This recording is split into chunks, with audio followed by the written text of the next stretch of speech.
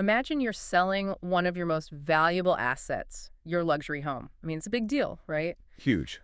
So do you want someone who just kind of lists it, or do you need someone who really, truly orchestrates the whole sale? Yeah, what is the difference between just, selling a property and actually positioning an asset to get the absolute best outcome? It's a critical distinction. It really is. Welcome to the deep dive, everyone. We unpack complex ideas to give you that shortcut to being well-informed.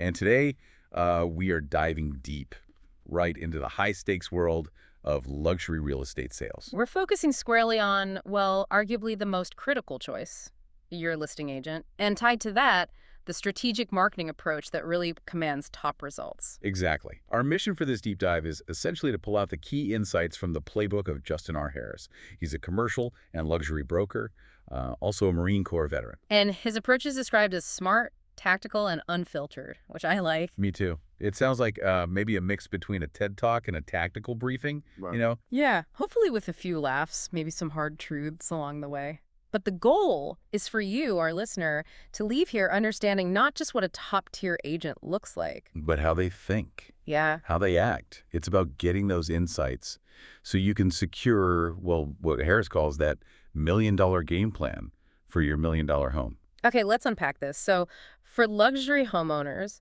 choosing that agent, it's definitely not just ticking a box. No way. It's a decision loaded with some pretty significant implications. It can really define the whole experience, can it? Absolutely. That's a really critical point. This is not a formality. It's a profound financial decision. It's a crucial marketing decision. And maybe the biggest one. And maybe most importantly, yeah, it's a monumental trust decision. Yeah. When you're dealing with properties at this level, the stakes are just incredibly high. So that choice you make, it echoes long after the sale. It really does. It can impact your wealth, your future plans. So beyond just the money, what are the specific downsides? If you pick the wrong agent, what can actually happen? What's at stake for someone listening right now? Well, the wrong agent, unfortunately, can cost you precious time. I mean, weeks, months on market, that shouldn't happen. Okay. Substantial money, obviously, leaving value on the table. And it can even impact your reputation if the property just sits there or is, poorly presented. But the right one. Yeah, the right one. They can make the entire sale feel like clockwork. Smooth, efficient. As Justin R. Harris puts it, this isn't guesswork.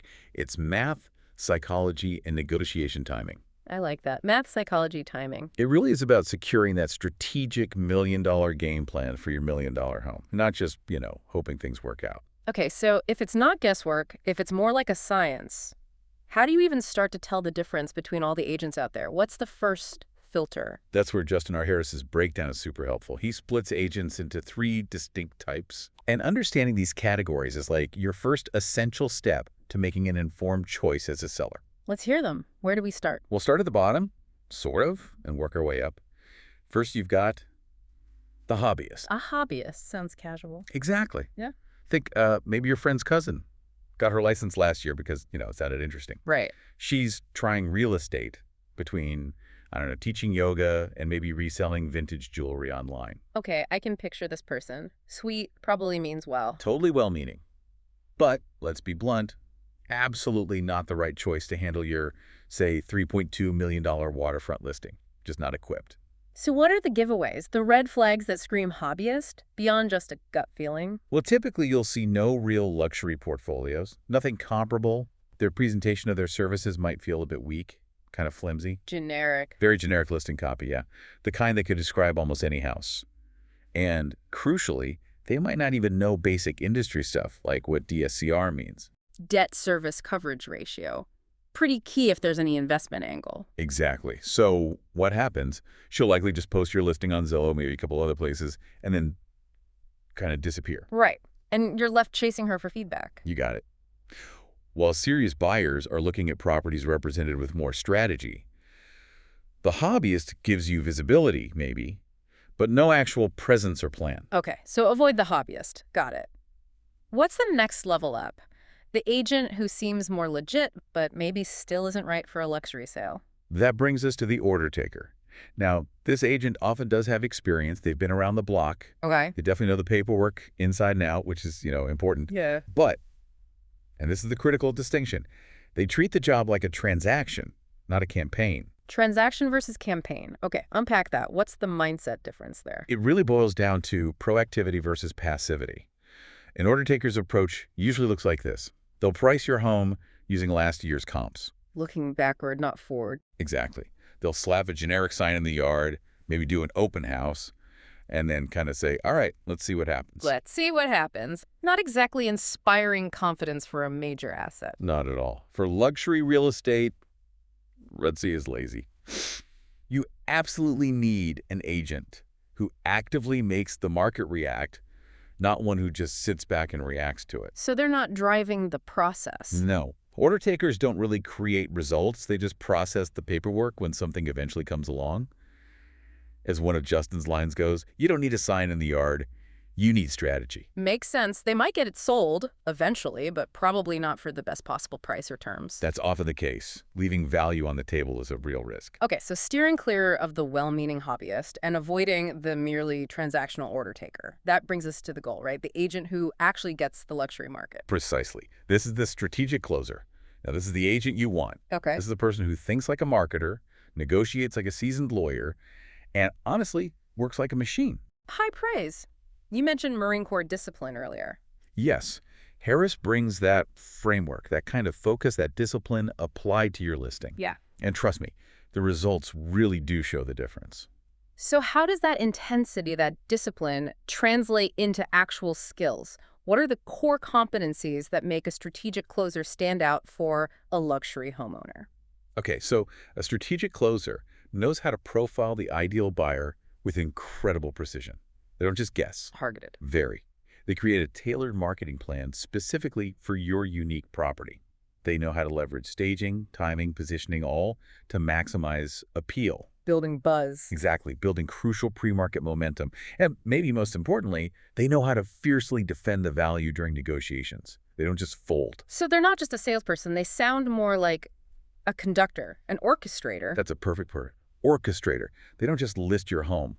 They orchestrate the entire process from the very beginning right through to closing. They'll walk into your home and they'll be able to tell you, okay, buyers will love this, they'll probably balk at that, and then lay out exactly how they're going to ensure the right buyer sees it first. It's proactive. Totally proactive. As Justin says, I don't sell houses, I position assets to the right buyers.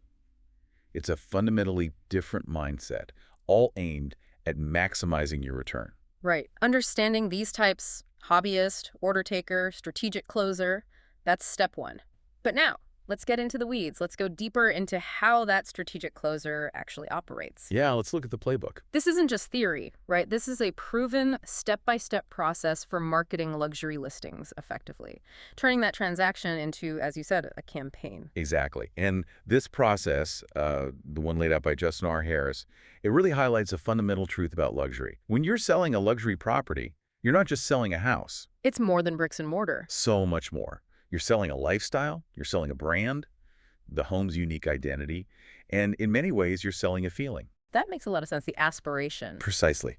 So his process, it goes way beyond just sticking a sign in the yard and, praying someone calls. It's a detailed methodology for how to position, present, and push luxury listings directly to the high net worth buyers who will appreciate it and, crucially, can afford it. That focus on selling the feeling, the lifestyle.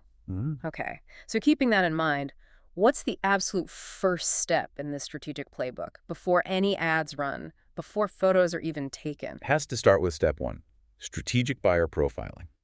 Before you write a single word of description, before you schedule the photographer, you must identify the ideal buyer. It's foundational. Absolutely foundational, Yeah. because everything else flows from this. The strategic closer is asking, okay, who are we targeting here? Is it relocating execs from, say, New York or Silicon Valley? Or maybe international buyers. Exactly. International buyers from Canada, Dubai, London, or maybe it's more about prestige-driven buyers who want cutting-edge design and total exclusivity. Could be investors too, right? Or, yeah, maybe investors focused purely on strong rental yields or potential appreciation. Getting this profile right, getting it detailed, ensures every single thing you do next is laser-focused. That deep dive into who you're selling to seems critical. Once that target is locked in, what's next? How do you establish the value? Then you move straight into step two, premium pricing strategy. Luxury homes, they just don't follow the same pricing rules as standard properties. It takes a much more nuanced analysis. What art than science sometimes. Or a blend. It's definitely a blend. Yeah. A strategic closer will analyze the active luxury competition, what you're really up against right now. They'll look at the unique lifestyle upgrades your specific home offers. Things comp sheets don't show. Exactly. They'll consider potential appraisal gaps versus those powerful emotional value drivers. And they understand the specific buyer psychology at your particular price point. The goal isn't just to pick a number. It's to build a compelling pricing narrative, one that clearly shows why your property is worth this value. And then, strategically, create scarcity around it. Make it desirable. It's like that saying. Right. Luxury isn't a price point, it's a presentation. The pricing is part of the presentation. Okay, I see how that builds. You know the buyer, you've priced it strategically with a narrative. Now, how do you show it? How do you bring that lifestyle and feeling to life visually? That takes us to step 3, cinematic presentation. Your home, especially a luxury one, deserves to be treated like a feature film, not a quick snapshot. Cinematic, I like that. Because the presentation is everything when it comes to triggering emotion. We're talking high-end video walkthroughs, maybe with professional voiceover or carefully chosen music. Not just shaky phone video. Oh, God, no. Stunning drone aerials, absolutely essential for waterfront, large acreage, or unique architectural lines.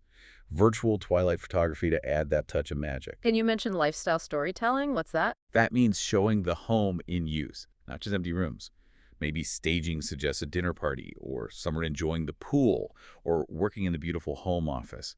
It helps buyers imagine themselves living that lifestyle. Oh, connecting emotionally? Exactly. Every single asset photo, video description is crafted specifically to trigger emotion and then hopefully action. Remember that line? Let's be real. No one's buying your pool. They're buying how that pool makes them feel. So true. Focusing on the experience. Okay, you've got these amazing cinematic assets. How does a strategic closer make sure the right people actually see them, beyond just the standard MLS listing? Great question. That's step 4, multi-channel luxury marketing. A strategic closer doesn't just rely on the MLS, the multiple listing service, and hope the right person stumbles across it. Hope is not a strategy. Definitely not here. They launch targeted campaigns. The goal is to ensure your property has real presence, not just basic visibility. So what channels are we talking about? This involves curated luxury platforms, the places like The Real Deal, Mansion Global, James Edition, websites where high net worth individuals actually look. Makes sense. Go where the buyers are. Precisely. Plus, targeted digital ad campaigns. Maybe geofenced to specific affluent zip codes across the U.S., or even internationally. Strategic use of Instagram and YouTube Reels with really compelling hooks. Getting attention quickly. Yes. And importantly, direct outreach. Leveraging a dedicated luxury buyer Rolodex and an extensive network of other high-end brokers. It's proactive networking. It sounds expensive. Well, as the source material highlights, you can't attract a $5 MAR buyer with $500 marketing. You have to invest strategically to reach the right audience. Fair point. Okay, that sounds incredibly comprehensive for a standard market launch. But what about those really unique, ultra-exclusive properties, where maybe a big public splash isn't the right move? Excellent point. For those situations, there's step 5, private access strategy. Sometimes the most powerful approach is, well, quiet confidence. For certain listings, maybe due to the seller's profile or the property's uniqueness, an exclusive, more discreet approach is absolutely key. It maintains mystique and protects value. So how does that work in practice? It could involve things like NDA-required previews only, very strict qualification, private showings, no open houses, or maybe carefully controlled off-market exposure to specific channels, trusted investment groups, relocation specialists dealing with C-suite execs, or a very select group of high-end buyer agents. Keeping it tight. Exactly. This ramps up the exclusivity factor, and, critically, it prevents your very special property from becoming stale by sitting publicly on the open market for too long. Okay, that makes sense for certain properties. So fast forward. All the strategic work is done, the marketing is out there publicly or privately, and offers start to come in. How does the strategic closer handle the negotiation and closing? What's different there? This is where they really earn their stripes. Step 6, smart negotiation and closing. The negotiation phase for a closer isn't just about passing offers back and forth like, ping pong. It's more strategic. Much more. It's about shaping the offers. Yeah. This means rigorously pre-qualifying any serious interest before investing time in showings. It means actively structuring timelines and terms that are favorable to you, the seller. Thinking ahead. Always. Minimizing friction is key. So preparing all your documents, disclosures, any legal protections up front so things move smoothly once an offer is accepted. Reducing surprises. Exactly. Yeah. And providing true concierge-style service, guiding you seamlessly from that initial offer through inspections, appraisal, all the way to the final key handoff. Justin's mission here is clear. Make the sale smooth, strategic, and worth every penny. Wow. Okay, that paints a very clear picture. The hobbyist, the order taker, and the strategic closer, and the detailed playbook of the closer. It's night and day. Absolutely. Now, for the really practical part for you listening, how do you spot the strategic closer when you're sitting across the table interviewing potential agents? What are the killer questions to ask? This is where you put all this knowledge into action. It's about cutting through the sales pitch. Justin R. Harris suggests some really direct questions. Like what? Ask them point blank. What kind of buyer do you realistically think my specific home will attract? See if their profile matches the strategic thinking we discussed. Good one. What else? How will you market this property differently than, say, a $500,000 listing in the next town over? Force them to articulate the luxury difference. Makes them justify their approach. Exactly. Ask, what's your staging plan? What specific data, beyond just basic comps, do you use to justify your proposed pricing strategy? Getting into the details. Yes. And crucially, do you have established off-market channels or a network of private buyers you can tap into? See if they have that quiet confidence capability. Precisely. And here's the big warning sign. Okay. If they hesitate on these questions, if they try to change the subject, or they just fall back on quoting you generic MLS stats, then you're probably not talking to a closer. You're likely talking to an order taker, or maybe even just a placeholder. That's pretty blunt. It needs to be. As Justin bluntly advises, if your last agent told you, let's just see what happens, fire them. Because, as he puts it, the data doesn't lie, but if your agent does, you're screwed. Wow. Okay. So it really is about demanding that strategic, thoughtful, data-backed approach right from that very first conversation. Absolutely. You need to recognize that the conversation with a true strategic closer isn't just going to be about their commission rate or, the average days on market. It's deeper. It's a deep dive into strategy, into market psychology, into creating a bespoke plan specifically for your unique asset. That interview is your chance to really gauge their depth and strategic capability. Okay. So let's recap. We've taken a pretty deep dive ourselves here into the world of luxury real estate sales. We've explored why your agent choice is so incredibly critical. Paramount, really. Identify those 3 distinct types of agents you're likely to encounter: the hobbyist, the order taker, and the strategic closer.